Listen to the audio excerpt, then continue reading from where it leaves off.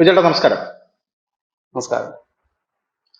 ഒടുവിൽ ഡൊണാൾഡ് ട്രംപും അയാളുടെ രാജ്യത്തുള്ള ജനങ്ങൾക്ക് താക്കീത് കൊടുത്തിരിക്കുകയാണ്. നിങ്ങൾ ഖൈബർ പക്തൂൺഖ്വ മേഖലയിലും ബലൂചിസ്ഥാനിലും ഒന്നും പോകരുത്. അവിടെ പോയി കഴിഞ്ഞാൽ വലിയ പ്രശ്നങ്ങളാണ് അവിടെ ഇപ്പൊ നടക്കുന്നത് എന്ന് ഡൊണാൾഡ് ട്രംപ് പറഞ്ഞിരിക്കുകയാണ്. അപ്പൊ ലോക നേതാവായിട്ടുള്ള ഡൊണാൾഡ് ട്രംപ് ഇത്തരത്തിലൊരു പ്രസ്താവന ഇറക്കണമെങ്കിൽ അവിടെ കാര്യമായിട്ടുള്ള വിഷയങ്ങൾ നടക്കുന്നുണ്ട് എന്ന് തന്നെ നമ്മൾ അനുമാനിക്കേണ്ടതായിട്ടിരിക്കുന്നു. ഒന്നാമത്തെ കാര്യം. രണ്ടാമത്തെ കാര്യം, ഡൊണാൾഡ് ട്രംപ് ഈ പ്രസ്താവന നടത്തിയതിന് പിന്നാലെ നമ്മുടെ പ്രതിരോധ മന്ത്രിയായിട്ടുള്ള രാജ്നാഥ് സിംഗ് ഒരു പ്രസ്താവന നടത്തിയിട്ടുണ്ട്. അതായത് പാക് അധീന കശ്മീർ നമ്മളുമായി ഒന്നിക്കാൻ പോകുന്നു, മെർജ് ചെയ്യാൻ പോകുന്നു, അത് ഉടനെ സംഭവിക്കുമെന്നാണ് പറഞ്ഞിരിക്കുന്നത്. അപ്പൊ ഡൊണാൾഡ് ട്രംപ് ഇങ്ങനെ പറയുന്നു, നമ്മുടെ രാജ്യം ഇങ്ങനെ പ്രതികരിക്കുന്നു. പാകിസ്ഥാൻ ആണെങ്കിൽ അപ്പുറത്ത് നിന്നും ഈ അഫ്ഗാനിസ്ഥാനികളെ 8 ലക്ഷം അഫ്ഗാനിസ്ഥാനികളെ അടിച്ചു പുറത്താക്കാനുള്ള ശ്രമം നടത്തുന്നു. നിങ്ങൾ എത്രയും വേഗം ഇവിടെ നിന്ന് പോകണം, മാർച്ച് 31 വരെ സമയം തരുമെന്ന് പറയുന്നു. ടെഹ്രീക്ക് താലിബാൻ ഒരു ഭാഗത്ത് നിന്ന് ആക്രമിക്കുന്നു, ഒരു ഭാഗത്ത് പാകിസ്ഥാന്റെ ഖൈബർ ഇടനാഴി അടക്കം അടയുന്ന ഒരു സാഹചര്യം ഉണ്ടാകുന്നു, വ്യാപാരം നിലയ്ക്കുന്നു. പാകിസ്ഥാനിലെ ലാഹോറുള്ള ജനങ്ങൾക്ക് ഭക്ഷണവും വെള്ളവും പോലും കിട്ടാതെ ഈ റംസാൻ മാസത്തിൽ അവർ നരയിക്കുന്നു. മറുഭാഗത്ത് ബലൂച്ച് ആർമി ആണെങ്കിൽ അവിടെ പാക് പട്ടാളക്കാരെ കൊന്നൊടുക്കിക്കൊണ്ടിരിക്കുന്നു. എന്താണ് ഈ സംഭവിക്കുന്നത് ചോദിച്ചോട്ടാ? എന്താണ് ഇതിന്റെ മൊത്തത്തിലൊരു കുഴഞ്ഞു മറിഞ്ഞൊരു അവസ്ഥയാണല്ലോ. അപ്പൊ ഡൊണാൾഡ് ട്രംപ് പറയുന്ന ഈ സൂചന പാക് അധീന കശ്മീർ നമുക്ക് ലഭിക്കാറായി എന്നുള്ളതിന്റെ ആണോ? എന്ത് തോന്നുന്നു? കഴിഞ്ഞ കുറെ കാലം, കൃത്യമായി പറഞ്ഞാൽ ഒരു ലാസ്റ്റ് 3 or 4 months ആയിട്ട് നമ്മുടെ പാക് അധിനിവേശ ഉം, കാശ്മീർ, പക്തൂൺ മേഖല, ബലൂചിസ്ഥാന്റെ ആ ഉം, ഒരു ഏരിയ, അഫ്ഗാനിസ്ഥാന്റെ ബോർഡർ, ഇവിടങ്ങളില് വലിയ രീതിയിലുള്ള നീക്കങ്ങളാണ് നടക്കുന്നത്. നമ്മൾ തന്നെ പലവട്ടം റിപ്പോർട്ട് ഉം, ചെയ്തിട്ടുണ്ട്. അതില് നമ്മൾ അധികം ശ്രദ്ധിക്കാതെ പോയൊരു വാർത്തയുണ്ട്. ന്യൂസ് ഇന്ത്യ മലയാളം പലവട്ടം കൊടുത്തിട്ടുള്ള വാർത്തയാണ്. ഈ പാക് അധിനിവേശ കാശ്മീരിലൂടെ പാകിസ്ഥാനിലേക്ക് പോകുന്ന ചൈനയുടെ ഒരു റോഡുണ്ട്, ഹൈവേ. ആ ഹൈവേ ഉപരോധിച്ച് ആഴ്ചകളായിട്ട് ഉപരോധിക്കുകയാണ് അവിടുത്തെ ജനങ്ങൾ. ഉം, അതുകൊണ്ട് ഉം. തന്നെ ധാരാളം ട്രക്കുകൾ, ചൈനയിൽ നിന്ന് ഭക്ഷ്യവസ്തുക്കളും കുടുങ്ങിക്കിടക്കുക. മറ്റുമായി പാകിസ്ഥാനിലേക്ക് പോകുന്ന ട്രക്കുകൾ കുടുങ്ങി കിടക്കുന്നതായിരുന്നു വാർത്ത. അതൊരു ചെറിയ കാര്യമല്ല, വലിയ കാര്യമാണ്. കാരണം ആ ഭക്ഷ്യവസ്തുക്കൾ എത്തിയില്ല എന്നുണ്ടെങ്കിൽ പാകിസ്ഥാൻ പട്ടിണിയിലേക്ക് നീങ്ങി, പാകിസ്ഥാനിൽ തീപിടിച്ച വിലയാണ്. അതൊരു സൈഡിൽ. ഇനി പാകിസ്ഥാനിനുള്ളില് ഈ ഖൈബർ പക്തൂൺ മേഖലയിലും ബലൂചിസ്ഥാനിലും നടക്കുന്ന അഭ്യന്തര യുദ്ധം തന്നെയാണ്. കഴിഞ്ഞ ദിവസമായിരുന്നു അവിടുത്തെ ഈ ബലൂചിസ്ഥാൻ ലിബറേഷൻ ആർമിയും ലിബറേഷൻ ഫ്രണ്ടും ഈ പഞ്ചാബിലുള്ള ഈ പാക് വിരുദ്ധ പോരാളികളെല്ലാം കൂടി ചേർന്നിട്ട് അവരൊരു കോർഡിനേഷൻ ഉണ്ടാക്കി ശക്തമായി പാകിസ്ഥാനെതിരെ പോരാടുക എന്നുള്ളതായിരുന്നു അവർ മുൻപോട്ട് വെച്ചിരിക്കുന്ന അവരുടെ. അത് ഉടൻ തുടങ്ങിക്കൊള്ളാനാണ് പറഞ്ഞിരിക്കുന്നത്, വലിയ രീതിയിൽ തന്നെ. ഉം, ഇതിനിടയിലാണ് പാകിസ്ഥാന്റെ ചാരസംഘടന ISIS പോലും ഞെട്ടിച്ചുകൊണ്ട് അവിടെ കഴിഞ്ഞ ദിവസം ഒരു മതപണ്ഡിതൻ വെടിയേറ്റ് മരിച്ചു, പള്ളിയിൽ നിന്ന് പുറത്തിറങ്ങുന്നു. കാരണം ഈ ചാരസംഘടനയും സൈന്യവും ഒക്കെ വലിയ രീതിയിൽ കണ്ണിൽ എണ്ണയൊഴിച്ച് സംരക്ഷിച്ചുകൊണ്ടിരുന്ന ഒരു മതപണ്ഡിതനാണ്. അദ്ദേഹത്തെ ഒരു അജ്ഞാതന്മാർ വെടിവെച്ചു കൊല്ലുന്നു. പിന്നെ നമ്മുടെ കുൽഭൂഷൺ സിംഗ് യാദവിനെ തട്ടിക്കൊണ്ടുപോയതിലെ പ്രമുഖനായ പാക് ഭീകരനെ ഒരു അജ്ഞാതൻ കഴിഞ്ഞ ദിവസം വെടിവെച്ചു കൊല്ലുന്നു. ഇതെല്ലാം കൊണ്ട് കാണിക്കുന്നത് മുഫ്തി. ഈ പാകിസ്ഥാനിലെ ഈ ചാരസംഘടനയുടെ പോലും ആത്മവീര്യം തളർത്തിക്കളയുന്ന രീതിയിലുള്ള കാര്യങ്ങളാണ് പാകിസ്ഥാനിൽ നടക്കുന്നത്. പാകിസ്ഥാൻ അതിനിടയിലാണ് കുരുന്മേൽ കുരു എന്ന പോലെ ഈ മാസം 31-നകം പാകിസ്ഥാനിൽ കുടിയേറിയിരിക്കുന്ന അഫ്ഗാനിസ്ഥാനികൾ പാകിസ്ഥാൻ വിടണമെന്ന് കൂടി ഒരു അന്ത്യശാസ്ത്രം ഷഹാബ് ഷെരീഫ് നൽകിയിരിക്കുന്നു. ഇതിൽ നിന്ന് മനസ്സിലാക്കാൻ കഴിയുന്ന ഒരു കാര്യം, വലിയ രീതിയിലുള്ള ഒരു സംഘർഷം രൂപപ്പെട്ട് തുടങ്ങിയിരിക്കുന്നുണ്ടെങ്കിൽ ഈ സംഘർഷം നടന്നുകൊണ്ടിരിക്കുകയാണ്. അത് പാക് അധിനിവേശ കാശ്മീരിലുണ്ട്, ബലൂചിസ്ഥാൻ മേഖലയുണ്ട്. ഇതെല്ലാം കണക്റ്റഡ് ഏരിയകളാണ്. നമ്മൾ ഭൂപടം എടുത്ത് പരിശോധിച്ചു കഴിഞ്ഞാൽ പാക് അധിനിവേശ കാശ്മീരും ഖൈബർ പക്തൂണും ഈ ബലൂചിസ്ഥാൻ പ്രദേശവും എല്ലാം ചേർന്ന് കിടക്കുന്ന ഒരു പ്രദേശമാണ്. ഇവിടെയാണ് ഒരു ചെയിൻ പോലെ ഈ സംഭവങ്ങളെല്ലാം നടക്കുന്നത്. പാക് മാധ്യമങ്ങൾ തന്നെ എഴുതിയിരുന്നു, ബലൂചിസ്ഥാൻ നമ്മളിൽ നിന്ന് വേർപെട്ടു പോകും. കാരണം പാകിസ്ഥാന് 44% വരുന്ന ഭൂപ്രദേശമാണ് ഈ ബലൂചിസ്ഥാൻ ഖൈബർ പക്തൂൺ മേഖല എന്ന് പറയുന്നത്. അത് നമ്മളിൽ നിന്ന് പൂർണ്ണമായി വിട്ടുപോകും എന്ന് തന്നെ പറയുന്നു. അത് വിട്ടു കൊടുക്കാൻ തന്നെ അവിടുത്തെ ചില പഴയ മുൻകാല നയതന്ത്ര വിദഗ്ധർ പറഞ്ഞു. കാരണം അത് ഇനി നമ്മൾ പിടിച്ചോണ്ട് വെച്ചിട്ട് കാര്യമില്ല, നമ്മൾ എന്നും അടിയും ബഹളമൊക്കെ, അത് വിട്ടുകൊടുത്തേക്ക് എന്ന് നമ്മൾ പറയുന്നു, അവർ പറയുന്നുണ്ട്. ഈ ഒരു സാഹചര്യത്തിലാണ് നമ്മൾ പാക് അധിനിവേശ കാശ്മീരും ചർച്ചയിലേക്ക് വരുന്നത്. കഴിഞ്ഞ കുറെ നാളുകളായിട്ട് നമ്മുടെ ആഭ്യന്തരമന്ത്രി ആയാലും പ്രതിരോധ മന്ത്രി ആയാലും ഒക്കെ പറയുന്ന കാര്യം, പാക് അധിനിവേശ കാശ്മീർ ഒരു തുള്ളി രക്തം പോലും ചീന്തേണ്ട കാര്യമില്ല, അത് നമ്മളിലേക്ക് വന്ന് ചേരുമെന്നാണ്.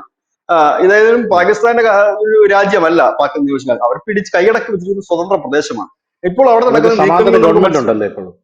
ഉണ്ട്, അവിടെ ഉണ്ട്, പ്രധാനമന്ത്രി ഉണ്ട്. അതൊക്കെ പാകിസ്ഥാൻ വെക്കുന്ന പ്രധാനമന്ത്രിയാണെന്നേ ഉള്ളൂ. അപ്പം അവർക്ക് ഉം, ഭരണഘടനയൊക്കെ ഉണ്ട് വേറെ. അപ്പൊ ഏതായാലും അത് ചേരും എന്നുള്ള ഒരു നീക്കത്തിലാണ് ഇപ്പൊ. കാരണം അവിടെ നടക്കുന്ന പ്രക്ഷോഭങ്ങൾ അത്രയ്ക്ക് വലിയ പ്രക്ഷോഭങ്ങളാണ്. അവർക്ക് ഇപ്പോൾ ഈ റോഡ് തടയുന്ന പ്രക്ഷോഭകാരികൾ പറയുന്നത്, പാകിസ്ഥാൻ നൽകുന്ന ഉറപ്പുകൾ ഞങ്ങൾക്ക് ആവശ്യമില്ല, പകരം ഞങ്ങളുടെ ഉം. ഡിമാൻഡ്സുകൾ ഇപ്പൊ തന്നെ നടപ്പാക്കി തുടങ്ങണം ഞങ്ങൾ പറയുന്നത്. അല്ലാതെ നിങ്ങൾ എപ്പോഴെങ്കിലും നടപ്പാക്കാൻ പരിഗണിക്കാന്ന് പറഞ്ഞ ഉറപ്പുകൾ ഞങ്ങൾക്ക് വേണ്ടെന്നാണ് പറയുന്നത്. പാക് ആർമി അവിടെ വലുതായിട്ട് കടന്നു വരുന്നില്ല. കാരണം പാക് ആർമി വലിയ പണിയുണ്ട് ഈ ബലൂചിസ്ഥാൻ ഖൈബർ പക്തൂൺ, അതായത് പാകിസ്ഥാനുള്ളിൽ തന്നെ വിവിധ പോർമുഖങ്ങൾ തുറന്നിരിക്കുകയാണ്. ഒരു സൈഡിൽ താലിബാൻ നിൽക്കുന്നു, മറു സൈഡിൽ അവർക്ക് ഖൈബർ പക്തൂൺ മേഖലയിൽ അവിടെ നടക്കുന്ന ആഭ്യന്തര യുദ്ധം, കലഹം. പാക് അധിനിവേശ കാശ്മീരിൽ അവർക്ക് ഒന്നും ചെയ്യാൻ കഴിയാത്ത സാഹചര്യം. കാരണം അവരുടെ കയ്യിൽ നിൽക്കുന്നില്ല, ഈ കാര്യങ്ങളെല്ലാം കൂടെ ഹാൻഡിൽ ചെയ്യാൻ പറ്റുന്നില്ല. ഇവിടെയാണ് ഈ സാഹചര്യത്തിലൂടെ ഡൊണാൾഡ് ട്രംപ് കഴിഞ്ഞ ദിവസം അദ്ദേഹത്തിന്റെ പൗരന്മാരോട്, അമേരിക്കൻ പൗരന്മാരോട് പറഞ്ഞിരിക്കുന്നത്, നിങ്ങൾ ഈ ബലൂചിസ്ഥാൻ ഖൈബർ പക്തൂൺ മേഖലയിൽ പോകരുത്. ഒപ്പം തന്നെ അദ്ദേഹം പറഞ്ഞ മറ്റൊരു പ്രധാനപ്പെട്ട കാര്യം, LOC, അതായത് ഇന്ത്യ പാക് നിയന്ത്രണ രേഖയ്ക്ക് അടുത്ത് നിങ്ങൾ പോകരുത്. അത്യന്തം സംഘർഷഭരിതമായ രീതിയിലേക്കാണ് നിയന്ത്രണ രേഖ പോകുന്നത്. ഭീകരവാദ ആക്രമണം ഉണ്ടാകാം, ഇല്ലെങ്കിൽ സായുധമായ അറ്റാക്ക് ഉണ്ടാകാമെന്ന് അദ്ദേഹം പറയുന്നുണ്ട്. സായുധമായ അറ്റാക്ക് ഉണ്ടാകണമെങ്കിൽ രണ്ട് രാജ്യങ്ങൾ തമ്മിൽ അവിടെ ഏറ്റുമുട്ടണം, അതാണ് സായുധമായ അറ്റാക്കുകൾ ഉണ്ടാകാം എന്നാണ് ട്രംപ് പറഞ്ഞിരിക്കുന്നത്. അവരുടെ സ്റ്റേറ്റ് സെക്രട്ടറിയുടെ ഓഫീസിൽ നിന്നും ഈ യാത്രക്കാർക്ക് വേണ്ട നിർദ്ദേശങ്ങളൊക്കെ കൊടുത്തിട്ടുണ്ട്. അപ്പൊ ഏതായാലും അധികം വൈകാതെ തന്നെ, കാരണം കഴിഞ്ഞ ദിവസം ഒമർ അബ്ദുള്ളയും അങ്ങനെയാണ് പറഞ്ഞത്, എന്തിനാണ് വൈകുന്നത് POK പിടിച്ചെടുക്കുന്നത്, ആരാണ് നിങ്ങളെ തടയുന്നത് എന്നാണ് അദ്ദേഹം ചോദിച്ചിരിക്കുന്നത്. മുൻപ് അങ്ങനെ ആയിരുന്നില്ല ഈ പിന്നെ ശ്രീ അബ്ദുള്ള പറഞ്ഞിരുന്നത്. അതൊന്ന്. രണ്ടാമത്തെ കാര്യം എന്ന് വെച്ച് കഴിഞ്ഞാല് വിവിധ തരത്തിലുള്ള വാർത്തകളും അങ്ങനെ തന്നെയാണ്. അത് പാക് അധിനിവേശ കാശ്മീർ വിട്ടുകൊടുക്കുക എന്നാണ് പാകിസ്ഥാൻസിന്റെ ഈ ലോക്കൽ ആൾക്കാരുടെ ഒരു റിയാക്ഷൻസിൽ നിന്നും അത്തരം വീഡിയോകളിൽ നിന്നും നമുക്ക് മനസ്സിലായത്. അവർ പറയുന്നത് പാക് അധിനിവേശ കാശ്മീർ നമ്മുടെ അല്ലല്ലോ, കാശ്മീരിന്റെ ഭാഗമല്ലേ, അപ്പൊ അത് അവർക്ക് തന്നെ കൊടുത്തേക്ക്, എന്തിനാണ് അത് വെച്ചുകൊണ്ടിരുന്നിട്ട് എന്താണ് നമുക്ക് എന്ന് ചോദിക്കുന്ന ലോക്കൽസിന് നമുക്ക് ഒരുപാട് അത്തരം വീഡിയോകൾ കാണാനുണ്ട്. അപ്പൊ ഏതായാലും നമ്മുടെ ഈ കിഴക്കൻ ഏഷ്യയെ സംബന്ധിച്ച് വളരെ നിർണായകമായ ഒരു നീക്കത്തിലേക്കാണ് കാര്യങ്ങൾ മുമ്പോട്ട് പോകുന്നത്. ഇതൊക്കെ കണ്ടുകൊണ്ടായിരിക്കണം ചൈന ഒരു മിനിറ്റ് മുമ്പേ എറിഞ്ഞത്, ഡ്രാഗണും ആനയും തമ്മിൽ നമുക്ക് ഡാൻസ് കളിക്കാം, നമുക്ക് ഒന്നിച്ച് നീങ്ങാം. കാരണം ഈ ഒരു ചൂണ്ട ചിലപ്പോൾ ഇന്ത്യ കൊത്തിയേക്കും. കാരണം ഇന്ത്യക്ക് ഇങ്ങനെ ഒരു വലിയ ലക്ഷ്യമുണ്ട്, POK ഇന്ത്യയിലേക്ക് ചേർക്കുക എന്നുള്ളത്. അപ്പോൾ സ്വാഭാവികമായിട്ട് ചൈന വിചാരിക്കുന്നുണ്ടാകും ഈ ഒരു അവസരത്തിൽ ഇന്ത്യ കുറെ വിട്ടുവീഴ്ച ചെയ്യാൻ തയ്യാറാകും എന്ന് കരുതുന്നുണ്ടാകും. ഇനി അങ്ങനെ ഒരു സാധ്യത ഇല്ലാതില്ല എന്ന് പറയാൻ കഴിയില്ല. കാരണം ഇത് ഒരു രാജ്യത്തിന് മുൻപോട്ടുള്ള പോക്കൊക്കെ ചില നയതന്ത്ര തന്ത്രങ്ങളുണ്ടല്ലോ, നയതന്ത്രം മാത്രമല്ല അതിനകത്തെ ഉള്ളിൽ ചില തന്ത്രങ്ങൾ കൂടി ഉണ്ടല്ലോ. അപ്പൊ ഒരുപക്ഷെ ചില എന്തെങ്കിലും അഡ്ജസ്റ്റ്മെന്റുകൾ ഈ താരിഫ് സംബന്ധിച്ചോ ഇല്ലെങ്കിൽ കൂടുതൽ ഉൽപ്പന്നങ്ങൾ ഇറക്കുമതി ചെയ്യാനോ ഒക്കെ എന്തെങ്കിലും അഡ്ജസ്റ്റ്മെന്റുകളും അതിന്റെ ഉള്ളിൽ ഭാഗമായി നടക്കും. ചൈനയെ സംബന്ധിച്ച് അവർക്കിപ്പോ അവരുടെ ചരക്കുകൾ വിറ്റഴിക്കാൻ ഒരു സ്ഥലം നോക്കിയാണ് അവർ നിൽക്കുന്നത്. അപ്പൊ അതൊക്കെ അതിനകത്ത് വരാം. അതായത് എനിക്ക് തോന്നുന്നത് ഈ ഇതിനോട് ചേർത്ത് വായിക്കപ്പെടേണ്ട ഒന്ന്, RSSന്റെ 100ാം വാർഷികം അവർ ആഘോഷിച്ചു തുടങ്ങുകയാണ്. 2025 വിജയദശമി മുതൽ 2026 വിജയദശമി വരെയാണ് ഈ 100 വർഷത്തിന്റെ ആഘോഷ പരിപാടികൾ. അതായത് 100 വർഷം തികയുന്നതിന്റെ ആഘോഷ പരിപാടി.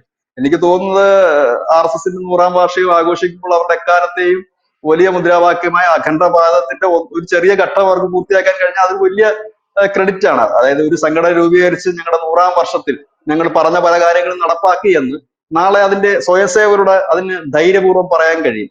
അതിനുള്ള നീക്കമായിരിക്കും ഒരു പക്ഷെ നടക്കുന്നത്. അതുകൊണ്ടൊക്കെ കൂടിയാണ്, അതായത് കാലമൊത്തു വരുന്നു, കണക്കുകൾ ശരിയാകുന്നു, കാലഘട്ടം ശരിയാകുന്നു, നമ്മുടെ ലോകത്തിന്റെ ക്രമങ്ങൾ മാറി മറിയുന്നു. നമ്മൾ ചിന്തിച്ചിട്ടുണ്ടോ ഇതിനു മുമ്പ് നമുക്ക് ചൈന ഇങ്ങനെയുള്ള ഡയലോഗ്സ് ഒക്കെ നമ്മളുമായിട്ട് ഉണ്ടാകുമെന്ന്? ഒരിക്കലും നമ്മൾ ചിന്തിച്ചിട്ടില്ല. ചൈനയുമായിട്ടൊക്കെ നമ്മൾ അകന്നു നിൽക്കുമെന്ന് തന്നെ ചിന്തിച്ച്.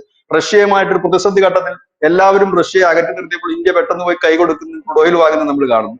അറബ് കൺട്രീസുകൾ ഇന്ത്യയിലേക്ക് വന്ന് പറന്നിറങ്ങുന്നു. ഖത്തർ രാജാവും ഒക്കെ ഇവിടെ ഇന്ത്യയിലേക്ക് വന്ന് ഊഷ്മളമായ സ്വീകരണങ്ങൾ ഏറ്റുവാങ്ങും. മോദി പോലും പ്രോട്ടോകോളുകളൊക്കെ മാറ്റി വെച്ചുകൊണ്ടാണ് ഖത്തർ രാജാവിനെ സ്വീകരിക്കുന്നത്.